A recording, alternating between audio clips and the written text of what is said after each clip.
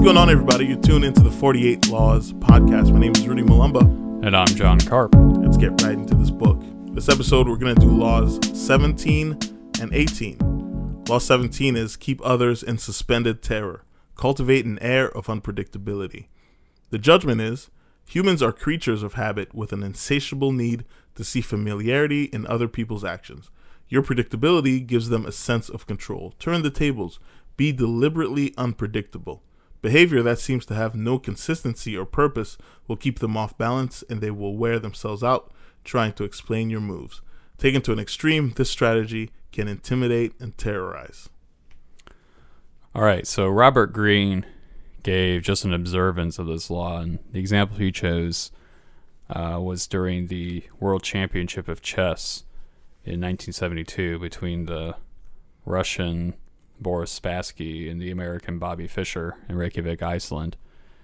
Now, this championship had been scheduled in advance, and Spassky got there early, but Bobby Fischer had yet to show up, and it was getting down to the wire whether or not they would have to cancel it because of Bobby Fischer, not being basically being very picky about whether or not he was going to show up or not. Mm-hmm. And Spassky, despite his team being really worried about this, was not, because he figured, well, whatever, if he doesn't show up, then I win, so whatever. Yeah.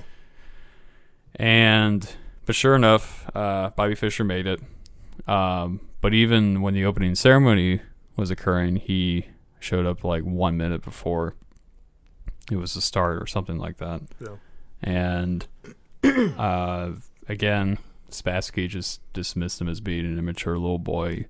You have to remember, Spassky and Bobby Fischer had actually played each other once before, and Spassky was, had been playing chess a lot longer than Fischer, and just, danced around this guy, just beat him.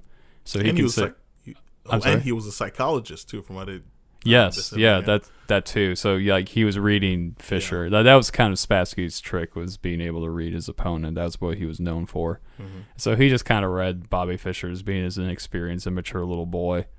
And that was it. So he figured, well, this is exactly the sort of thing an immature, inexperienced little boy would do, for sure. So anyway, the first match occurs, and Bobby Fischer gets there 1 minute before they're going to cancel the match and consider Bobby Fischer had forfeited the match, right? And even during the match, he kept making all these silly little mistakes, right? And it was like, what is going on with Bobby Fischer, right? Yeah. So obviously he lost the first match. And the second match, he didn't show up at all. And so forfeited it. And now Spassky had 2 wins over Fischer. Yeah. And the thing was, nobody had ever come back from 2 straight losses ever in the history of this chess championship. But on the third meeting, Fischer came back and just dominated Spassky. And then the next match, he dominated him again. Yeah.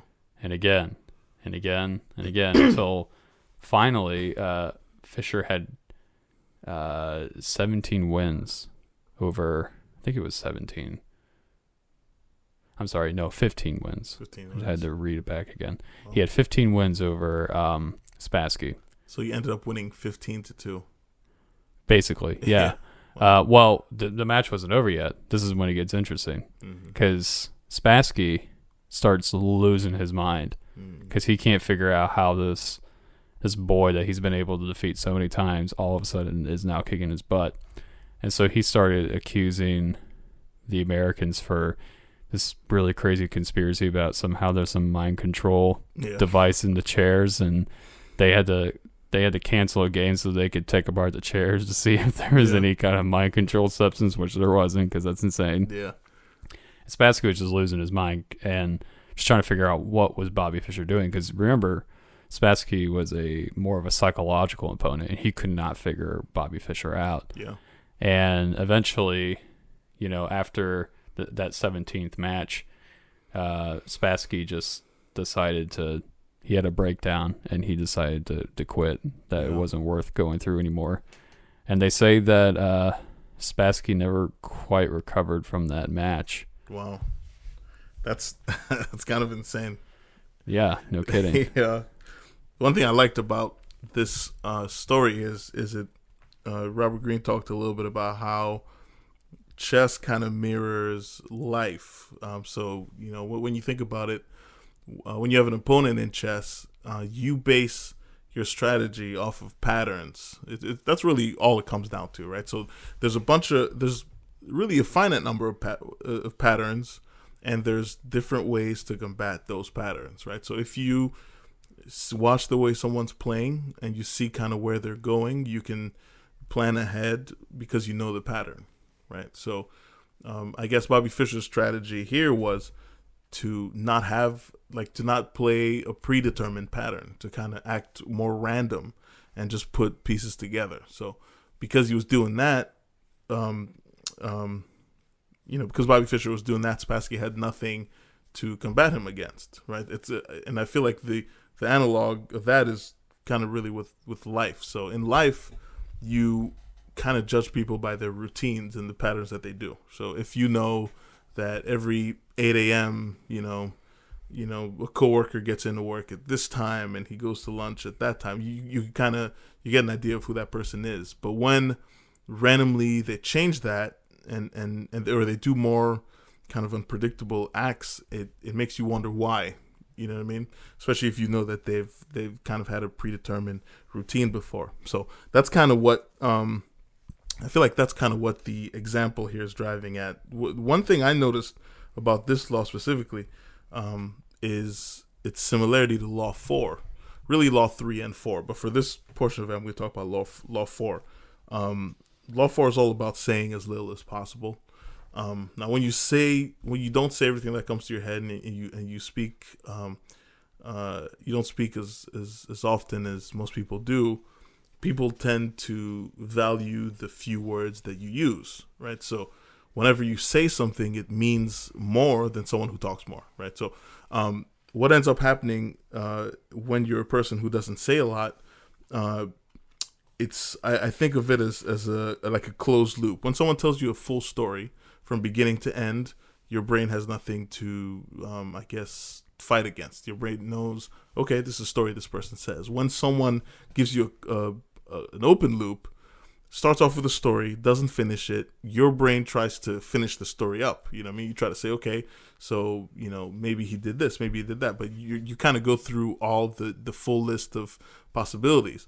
Now, when someone is acting unpredictable, especially when you know that they've acted in a predetermined way before, when they do unpredictable things, your mind goes crazy making up the possibilities there too. So much so that it could actually drive you crazy, the same way it drove Spassky crazy, because he didn't know what was going on. He had beaten Bobby Fischer before, but now, to him it seemed like Fischer had gained some sort of power, and so his brain was trying to figure out what it was, and he was like, oh, it's got to be the chair. It wasn't a chair. It's got to be this, so I feel like it's in that way that it can actually terrorize you and really drive you crazy. Yeah, in order to cultivate this air of unpredictability, you definitely have to, abide by laws 3 and 4, because, law 4 is always say less than necessary. And by doing that, you follow law 3, which is conceal your intentions. 100%. And by doing both of those things, you're going to inevitably cultivate an air of unpredictability. Absolutely. I totally agree with you. They kind of work in tandem.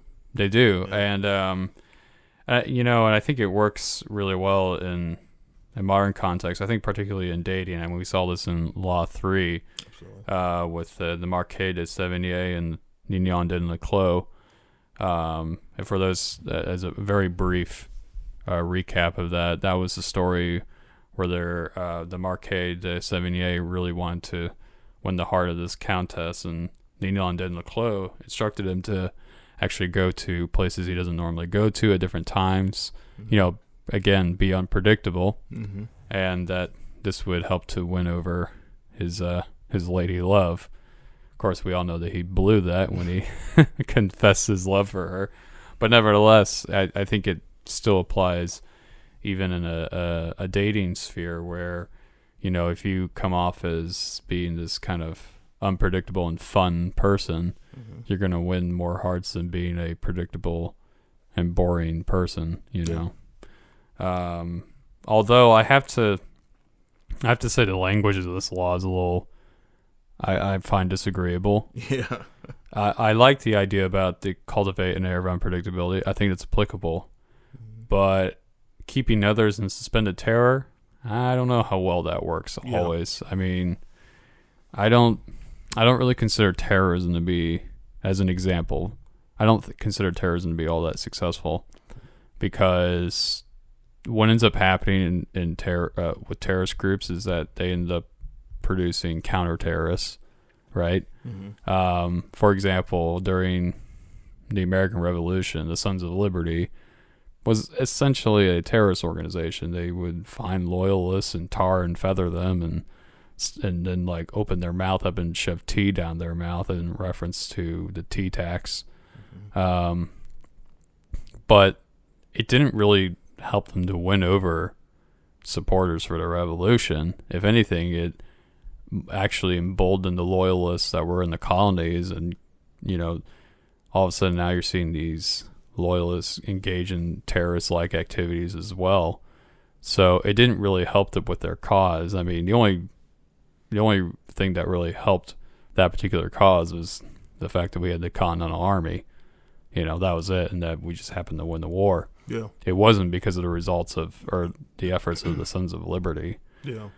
And I think that's true for other terrorist organizations. You know, that's certainly true for Al-Qaeda and ISIS and all those others. I don't see them gaining any more followers than what they really started off with. Yeah. You know, you have to be a really fringe person to agree with their ideology. I think actually they create more enemies than they create supporters. It's that same brutality that they bring onto the world. Their opponents meet them with that same brutality. Exactly. Much, yeah.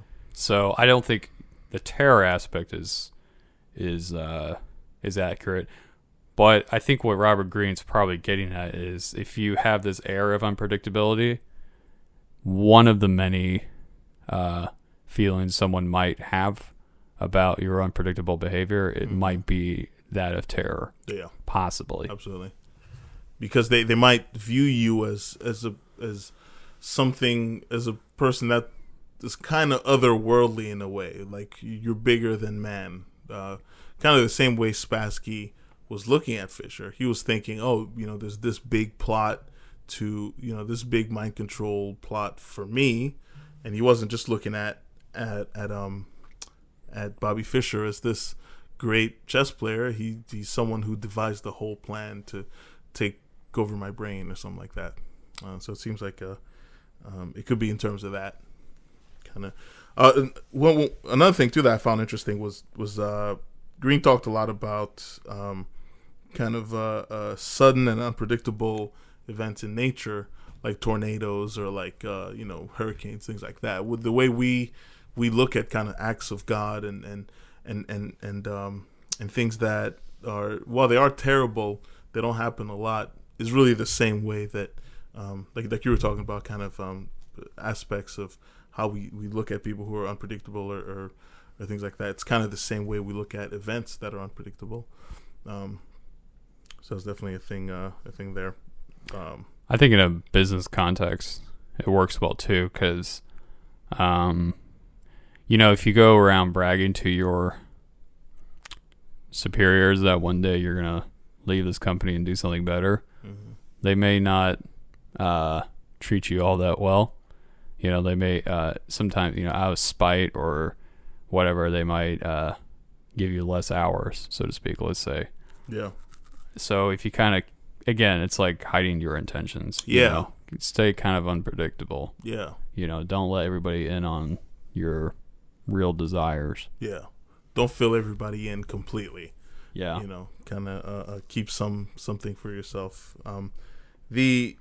Another interesting thing that Greene talked about in the keys of power was he talked about Picasso and Picasso's methods, and Picasso mentioned that sometimes when you're in a position, once you've gained a little bit of power, and you do something that might come off as silly or might come off as unusual, some people will attribute that unusual thing that you've done to your power. They look at a person who's powerful. They look at a person who does something that that maybe they like watching, like whatever art you're into or anything like that.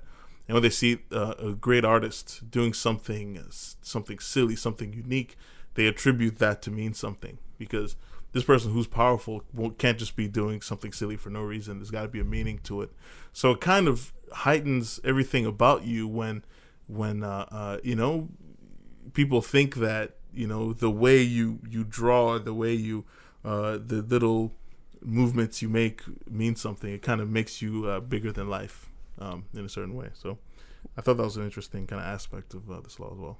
Yeah, definitely. I think the whole law is well, you brought up Picasso. I think the best way to utilize it's kind of like an art. The example that's in my mind is one that Robert Greene mentioned in the book, was Stonewall Jackson, how he used this against the Union. The Union definitely could have ended the Civil War in 62 by marching into Richmond and taking it, because I remember Richmond was a Confederate capital. But Jackson decided to move his troops in and out of the Shenandoah Valley. So the general McClellan on the Union side wasn't really sure what Jackson was up to. Was he marching his forces to go protect Richmond, or was he going to Washington? Why was he moving his troops all around?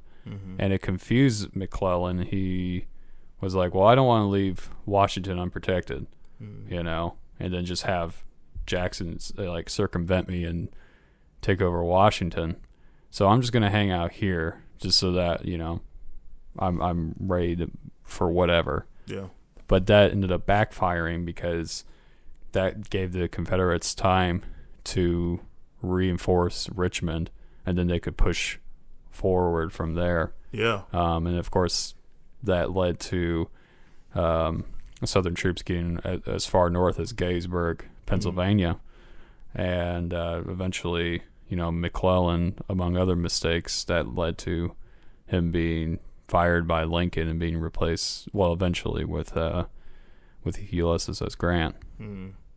Wow, it's altogether. I think this law is very every now and then I talk a lot about how there's a number of themes that are more or less repeated kind of in this book. I think with the analogy of laws 3 and 4, and now this, and about how a lot of these laws kind of work in tandem.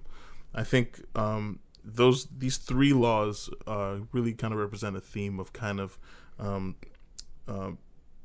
what about how you appear in public has to kind of be it kind of has to be edited a little bit. You know what I mean? How you have to kind of put forth something, but you have to keep another aspect of it, another aspect of your personality or of yourself to yourself. I'd say it's something more like limited exposure, kind of like the iceberg. Yeah. You only see the little bit up on top above the water line. Yeah. But if you were to dive underwater, and you would see that the iceberg is much bigger than what you see above the surface. Absolutely. Yeah, you only see 20%. The 80% is underneath it. And it's very calculated, because the 20% that you do see really kind of generates more power. It attracts more people to you, and it makes people think you're really greater than what you actually are. Speaking of icebergs, this just reminded me, there's a principle of writing that Hemingway came up with, and he basically called it the iceberg theory, and they teach it in literature classes. And it's basically just like an iceberg, give your audience 10% of the information so that they'll have to put the pieces together with the other 90%. And that gives your story more power, because instead of giving all the answers to your audience, it makes them think about well, why did this character do this? Oh, maybe because this and that. It gives your story more depth. Yeah. Definitely. as opposed to if you just start off the story like, this is Frank. He's divorced and he lost his leg in the war. His dog doesn't like him and stuff like that. It's more powerful to leave as little, to only give the absolute necessary information. And part of the fun is, the reader putting everything together, which is also another reason why, a lot of Stephen King's novels are so well liked. Novels like It and The Shining, because I feel like a lot of those stories, like it tells us a certain story on the like the first 10%, like the stuff that's written, but the stuff that's between the lines is kind of the thing that's terrifying. I know with It, the whole story is about a killer clown, sure, but the clown represents everyone's fears. So I feel like like if the book is written in a certain way where as you're reading it, you actually throw in your fears in there. So now the things that you're reading, it's scarier to you because it represents your fears too. You know what I mean? Oh yeah. And it's written in a way where, like I was saying about the closed and the open loop, where it's using that to the book's advantage. The book, seems a lot scarier now because your mind's going crazy thinking about the stuff going underneath the surface. Well, yeah. And it's really kind of relevant actually that you brought up It, because of the what we were saying. Like you end up creating fear amongst those who are trying to figure you out, right? And that's kind of what makes books like It terrifying. Is it's not spelled out for you. You're trying to figure it out, but you really can't, and you end up supplementing your own fears. Kind of like Jaws. What made that movie so scary the time that it came out was you very seldomly saw the shark. It was mostly just like a shadow passing by. And, that's what made it terrifying. It was more of what you didn't see than what you actually saw. Exactly. So your imagination takes it to a whole other direction. Absolutely. Yeah. Yeah. Wow. Which is actually another reason why some horror films are so scary, because you don't know when the jump scare is coming. You don't know when, like movies about ghosts and things like that. You don't know when, like, the shadowy figure is going to come in. And they kind of use it to great effect. They wait for when everything's quiet, someone's just standing there looking at the camera, then all of a sudden, boom, the jump scare comes in. I think it's something that's used a lot, definitely, in the arts, film and written media. Yeah, definitely. So it's a good tool to have. Let's jump in to the reversal. All right. Here, if you're done with that. So the first reversal talks about how, while it is important to kind of cultivate an air of unpredictability, sometimes it's actually good to it actually works to gain power when you are predictable and you kind of stick to routines and things like that. You could actually set up a smoke screen, which is this mirrors Law 3 pretty well. In Law 3, the smoke screen tactic was used to you really kind of bore someone to death, and then use deception really under their nose. So by being so boring and being so predictable, people will always assume that you're doing the same thing. So you could actually practice deception under their nose. Another tactic, another reversal of this law was sometimes if you're very predictable and you always do things a certain way, that in both these examples it's more or less about deception, but you could actually practice deception, and the deception would be such a shock that you'd be able to defeat the person really without doing much of anything, just by practicing that deception. They feel so betrayed, and they feel so hurt that you've already got the victory, and there's really nothing they could do because they're so I guess they're still trying to recover from that shock that you pulled at the last minute. Yeah, it's kind of like you gain such a reputation for being predictable, and then you turn it on its head, you switch it on at the last second, and it throws people off. Absolutely. Yeah. Well, what do you say we jump on into Law 18, my friend? Let's do this thing. Law number 18. And Law 18 is Do not build fortresses to protect yourself. Isolation is dangerous. The judgment is the world is dangerous and enemies are everywhere. Everyone has to protect themselves. A fortress seems the safest, but isolation exposes you to more dangers than it protects you from. It cuts you off from valuable information. It makes you conspicuous and an easy target. Better to circulate amongst people, find allies, mingle. You are shielded from your enemies by the crowd. All right. Well, the transgression that Robert Greene gives is about the first emperor of China, actually. His name was Shi Hongti. He even though he was the one that united China, he pushed a lot of unpopular positions. Most notably, he banned the practice of Confucianism, which is kind of a bizarre.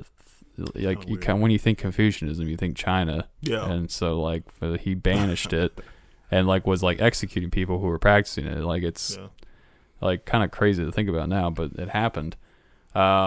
And this guy went to really great lengths to separate himself from not only the common person but his courtiers. He passed through the palace grounds in these underground tunnels. He slept in a different bed every night. Anyone who saw him, he immediately had them executed. And when he traveled, he always traveled at night and in a closed carriage, basically. Now, the interesting thing about the last point is when he was on one of these trips, that's when he was killed. And some people suspect that he was actually killed by his fellow courtiers. It was an inside job. That's what people suspect. I don't really see any proof of that. I mean, I don't know enough about this to say one way or another. But in any case, the reasoning is because Hung Ti didn't interact with his courtiers, right? He had no idea that anybody would be scheming against him. And that's the danger of, isolating yourself, is you're not able to keep tabs on those around you who might be actually trying to bring you down. Now, the observance of this law was Louis XIV and his court at Versailles. Now, Louis XIV was the guy who basically had Versailles built. And he had it built in such a way that wherever Louis XIV came out of, he was like basically the center of attention. And he invited everybody in. And in fact, it was considered a great insult to not take up an invitation to live at Versailles if you were a nobleman.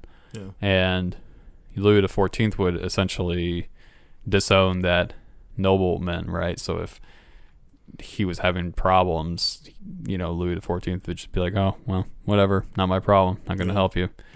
That's how big he was about bringing everybody together. And the reason for that was, for the reasons I said, he could keep his eyes on those in court, but also make yourself the center of attention. It, raises your kingliness, if you will.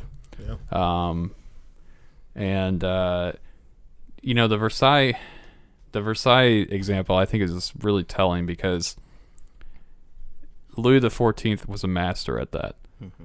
His son, Louis XV, not so much. He was very much isolated, and not isolated and like from the others in his court. But what had happened over time was that court became isolated from France. And that continued and even, exacerbated really when Louis XVI came into power. And it got to the point where you have all these noblemen and the king and Versailles living absurdly luxurious lives and having more food than they can even keep in their stomach. They were like puking to get more food in, right? But at the same time, the people in the countryside were starving. The actual people of France were starving. It was because there were three what they called estates in France. There was a first, second, and third estate. The first estate was the noblemen. The second estate were the clergy. and a third were everybody else, right? The 99%. The 99%. And guess what? The first and second estate didn't have to pay taxes. All the tax money came from the 99%, if you will. Yeah. So not only are these people basically carrying the weight of the entire country of France, but they're not even able to afford the basic staples like bread. Like it was like a third of their annual income would go to just food. Yeah. That's it. Yeah. And even that, if they could even get that. And it got worse when the French helped us out during the American Revolution, because it sunk France into further debt. They had to raise taxes even higher. So, but meanwhile, these people are living, isolated from the rest of the country. They're not seeing what's going on in the rest of the country. Yeah. And, you piss off the 99% enough, they're going to strike back. And if you're not keeping your eyes on the ground, seeing what's going on, it's no wonder they stormed Versailles. Exactly. Yeah. Without them being any wiser about it. Yeah. They thought everything was fine because they, again, their fortresses, that's all they knew about. Mm-hmm. And actually it's funny because, all of that culminated to Marie Antoinette, when she was asked about all the starving populace, really her saying, let them eat cake. Which she probably didn't actually say. Oh, really? Yeah. She was actually misquoted in saying that. Oh, was she? It's a very interesting story, Louis XVI, because he actually wanted to help the people of France, but he was basically pressured by everyone around him in Versailles to not do so. He was just a very weak and ineffectual leader. Okay. That's really what that came down to. And Marie Antoinette, just kind of went along with what her husband did. Yeah. Although I think she was annoyed with him not having a backbone, essentially. Yeah. But there's really no evidence that she ever said let them eat cake. But in any case, it doesn't really matter, because whether she was innocent of it or not, she ended up facing her fate at the guillotine anyway. Yeah. So yeah, definitely. The Louis XIV was known as the sun god also. I guess like you're saying, everything revolved around him. Yeah, kind of like the solar system. Exactly. Yeah, the way everything revolves around the sun, which I think is a powerful kind of metaphor of just kind of this law in action, right? So the like power. Robert Greene talks about this in this book a lot, about how power is an interdependent reality, right? It's really something like you gain more power by socially by being around more people, right? So when you isolate yourself, it does have, I feel like, and we can get into this a little bit later, but there's an aspect of it that's positive, where if you isolate yourself for small periods of time, you could actually really increase your power by having people think kind of higher of you, because you don't say much, or you don't do much, or you're not out in the world a lot. But when you're not out in the world at all, then the power tends to go down, because you're not connected to the people. Whenever, like, I guess the example here is a ruler. If you're a ruler and you have your people below you, and you're not connected with their needs, you're not connected with the things they struggle with, and you're just not a part of really their kind of day-to-day life, then they feel like you're disconnected, and that's when your power tends to go down, and you're not as effective at ruling them. Period. Yeah. So with that in mind, I wonder, last week we talked about diocese, and he actually used isolation to increase respect and honor.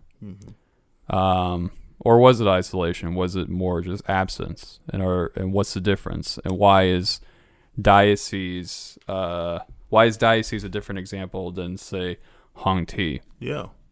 I think one aspect of it could be the fact that they were dependent on diocese, right? Diocese had something the people needed, so he had to come out of isolation pretty frequently, so he would go out, he would exercise his power, then he would go back So I feel like the need for his power and the fact that they were dependent on him really was it worked kind of in tandem with the fact that he he was absent every now and then. So I think maybe that was a portion of it. I feel like when you are a leader and you're not seen at all, the way I look at it is I compare it to artists, to people within the creative arts. So let's say you're a musician, and let's say when you first started making music, you made music that resonated with people, like I guess the everyday person, right? So let's say you did very well, you became very successful, and then let's say you moved somewhere far away from the people that related to the message that you do have, and now the music that you have is kind of a little bit more, you talk about things that are more upper echelon and things that your regular fan base don't connect with anymore. I feel like it's that same way, where it's like we don't depend on you anymore because we don't really understand or like what you're saying anymore, right? I can see to an extent what you're saying. I think what you were saying earlier about, well, two things. Diocese, I think what makes Diocese a different leader than, say, Hung T is the fact that he did come out of isolation from time to time. Yeah. I don't get the impression that Shi Hung T ever did. Yeah. So I don't think Diocese so much isolated himself, but rather he didn't basically put himself out there all the time. He was like selective of when he would, come out in front of, the common person. Yeah. And then also too, you could definitely say that people were more relying on Diocese than maybe Hung T. Yeah. Although I don't know how true that might be, considering that Hung T was the one that united China altogether. Oh, that's true. But at the same time, when I was talking about the story, he had a crackdown on Confucian teachings, which, like I said, is very unusual, especially for China. Yeah. Maybe he knew that was going to be very unpopular, so he figured there was absolutely no chance of ever really taking advantage of the idea of absence in the same way the Diocese did. Yeah. So he probably just thought, well, I should just isolate myself, period. He knew he was going to stir up a lot of enemies. Yeah. And it was going to be something where a lot of people were going to be after him. So you could kind of take the lesson, too, of don't push forward policies that the majority of people in your country are going to be opposed to and maybe even react violently to. Yeah. Yeah, definitely. Though, talking about what you're saying about musicians is an interesting point too, because, like what you were saying, when it's kind of a classic story when a musician loses their roots, so to speak, and they start, I don't know, like just being a completely different person than what they were when they started off, and what actually really gave them that fame was being a genuine human being who had a unique voice, and then they kind of just become just another, rich dingbat. It definitely loses people's hearts, because you're not the person that inspired them, so to speak. Absolutely. The same way, like if you go back to like the kind of early to mid 90s, a group like Green Day, they kind of come out. I know they had a big fan base before they signed like a major contract or something, but a lot of the kids who kind of liked punk rock and stuff liked what they were doing. They're very unique. They had a unique sound within the punk world, and then boom, they signed a record deal. And back then, people used to talk a lot about how, you've sold out because you're doing this thing, but the reality is, once they did that, they did surround themselves with other people. I mean, chances are they didn't hang out with you have your group of friends, sure, but I'm sure there's also kind of a different level of musicians that they're hanging around. Maybe they didn't, their groups kind of broadened to kind of more, not necessarily just punk rock, other bands that are around. Maybe they're around other just straight up musicians of other genres or something. Maybe their music changed because of that. So now when your sound changes, the people who loved you at first go, I just don't feel like they connect with me the same way they did before, Well, and I feel like that could be, I guess I'm trying to see if that relates to isolation. I mean, I think when you when you surround yourself with a group of people that maybe don't have a lot of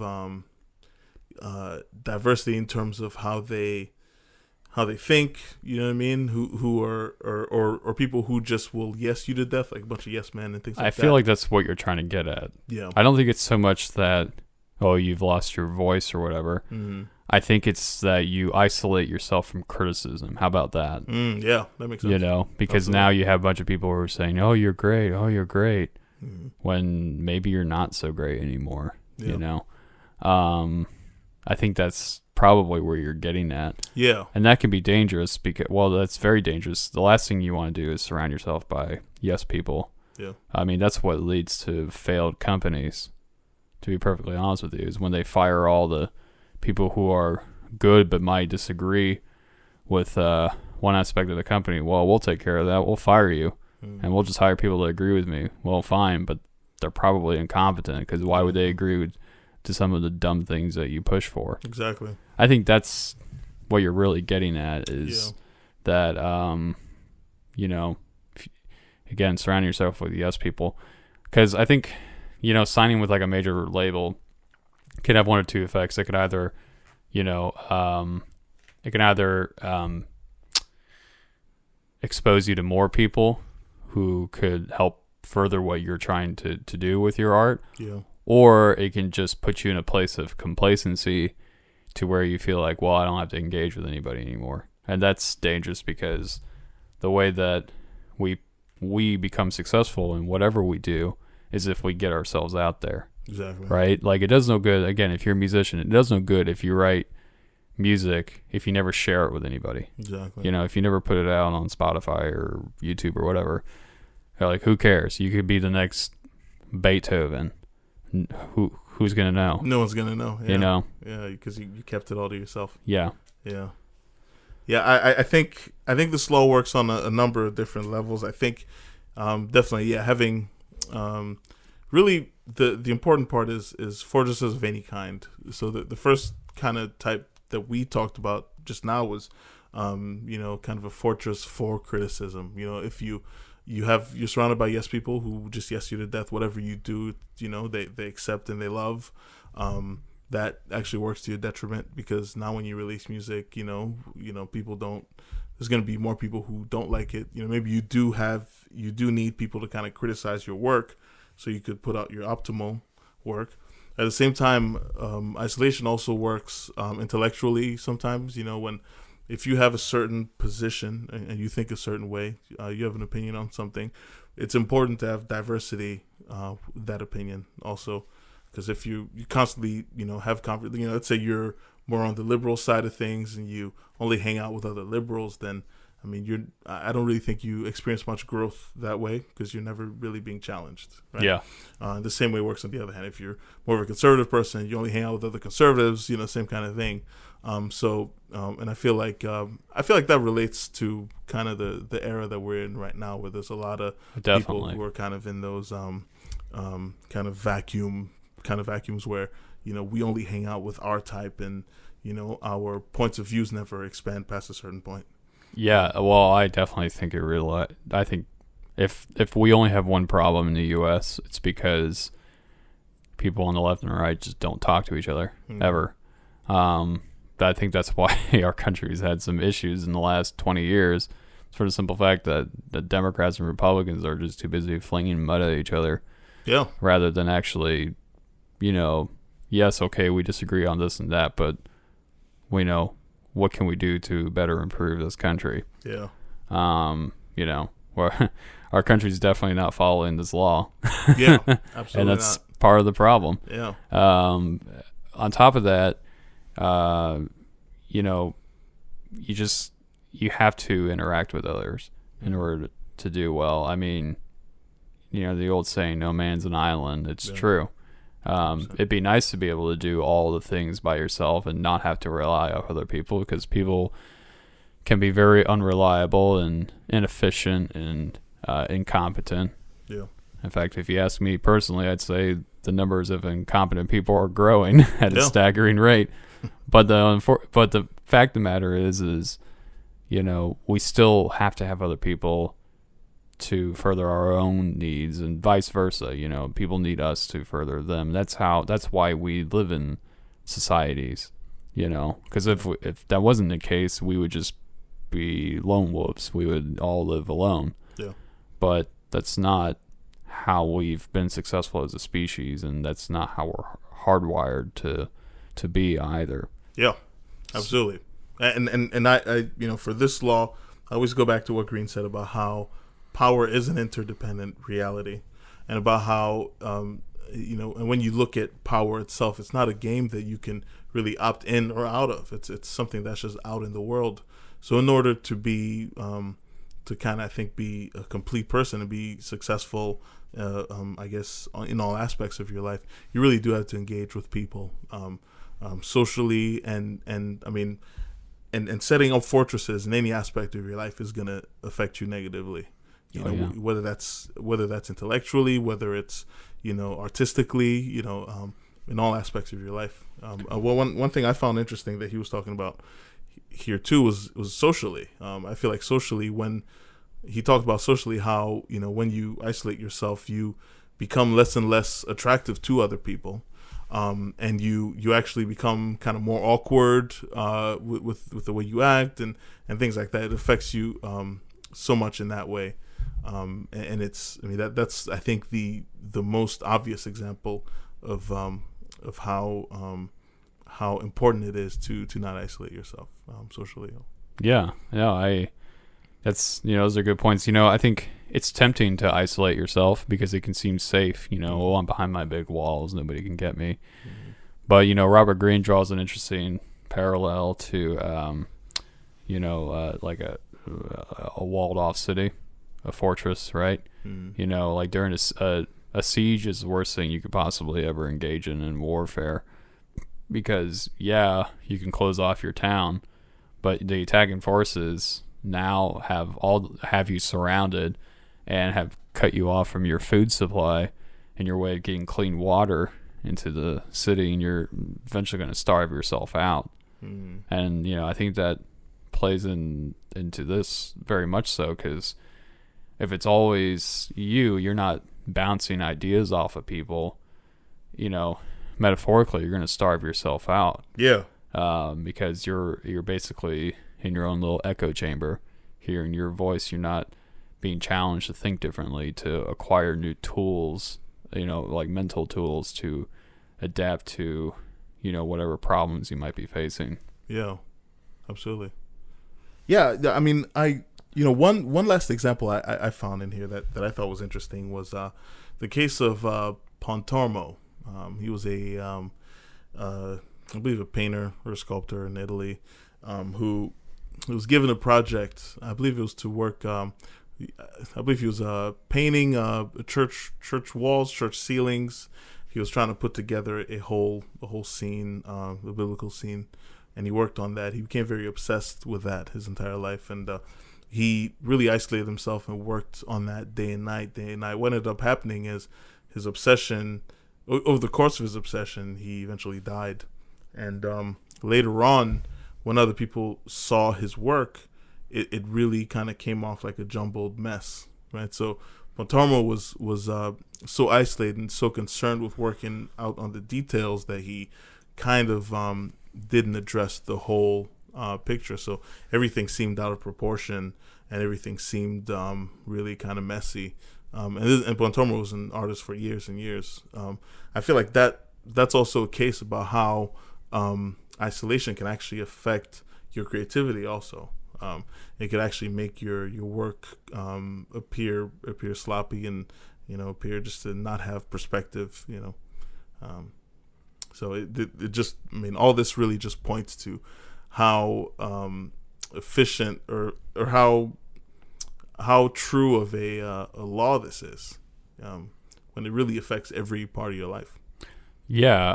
And you know what? I was just thinking while you were speaking, I think it's definitely relates to romance too. I mean, think about this, is that, part of how you learn to be part of how you learn to be in a relationship with someone is if you've been in relationships with people, you know, because you end up learning about yourself and what kind of person you're like in a relationship. Yeah. Right.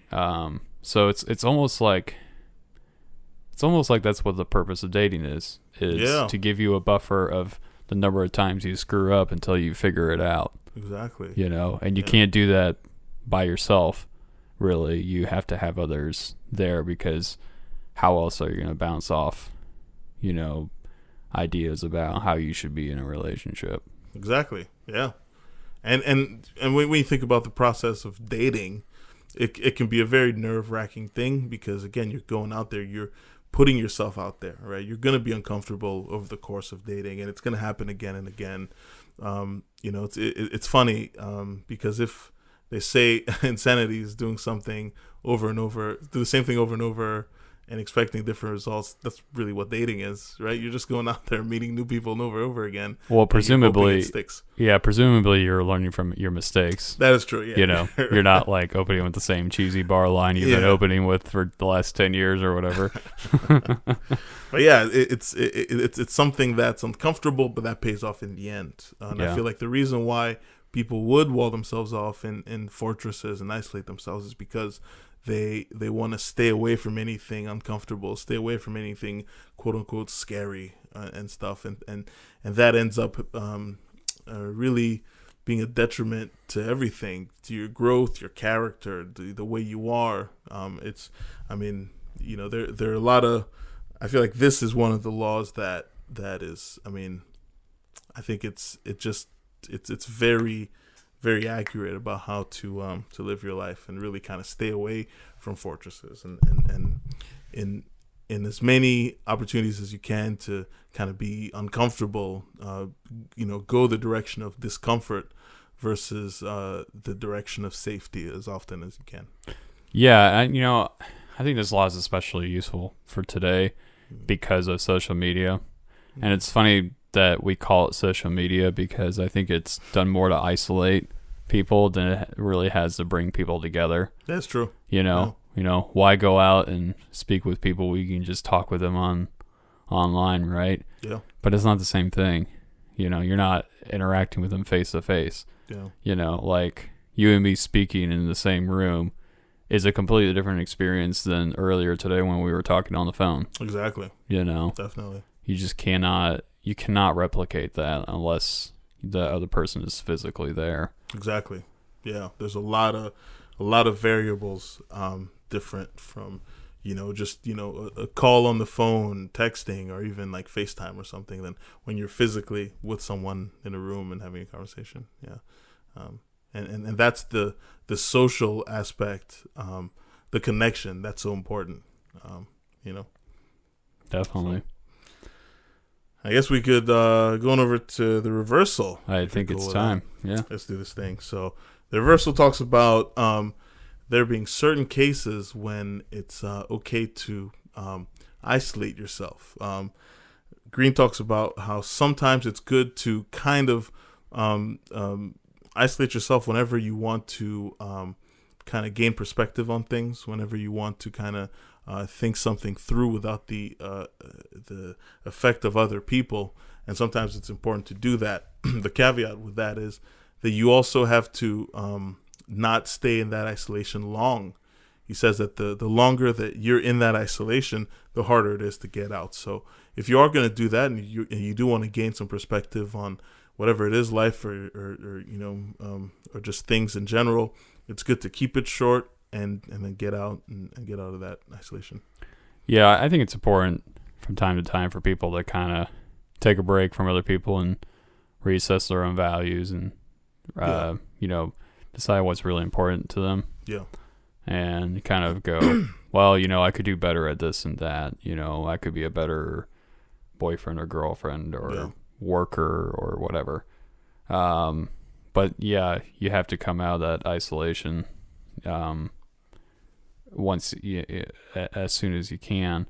You don't want to spend too much time doing that because, like you said, the longer you stay in that state, the harder it is to get out of it, for sure. Because you become very comfortable by being by yourself. Absolutely. And I think the only thing I have with this is just kind of, again, the language. I feel like isolation might be kind of a strong word to use. I feel like gaining perspective could be something that you do daily. You know what I mean? Like in the morning or whatever time that like it's best suited for you, and whatever time that you have to kind of just assess things. It could be something that you do continually as part of the world. You know what I mean? I don't think you necessarily have to say, okay, these next 2 weeks I'm just going to be by myself and do A, B, C, or D. I think it's something that's kind of a part of being part of the world. You just give yourself a few seconds every morning. You kind of assess your life, assess your goals, dreams, whatever things are important to you, and then you continue to be a part of socially be a part of everything. I agree with you, though. I would say that there are certain circumstances where it's really beneficial to cut yourself off from others for a short period of time. It's pretty dramatic.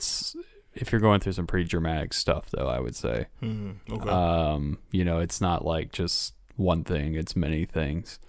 Because the reason is you could be just around bad influences, and that you just need to kind of get yourself away from those people and really stop and think, like, is this the life I really want to live? Yeah. Or do I need to find a different group of people?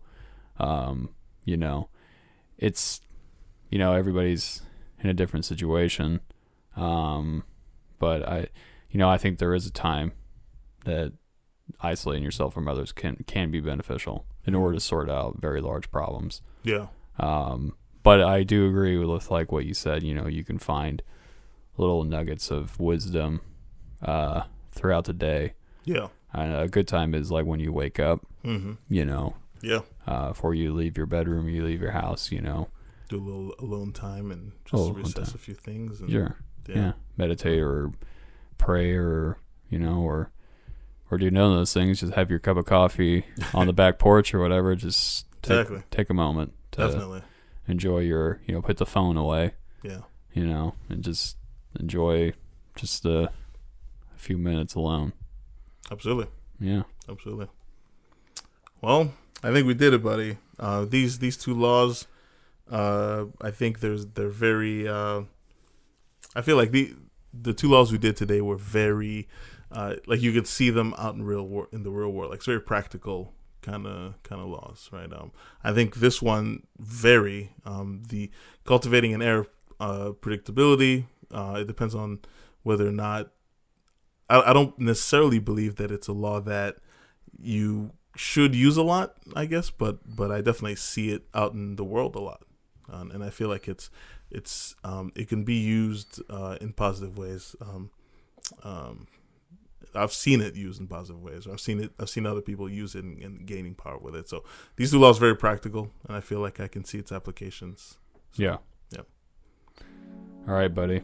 Let's do this thing. So for the 48 Laws of Power podcast, my name's Rudy Malumba. And I'm John Karp. Signing off. Well, that was our take. What do you think? Email us at the 48 Laws of Power podcast at gmail.com. Be sure to check us out on iTunes, YouTube, Spotify, iHeartRadio, and like us on Facebook. Listen in every Monday as we air new episodes.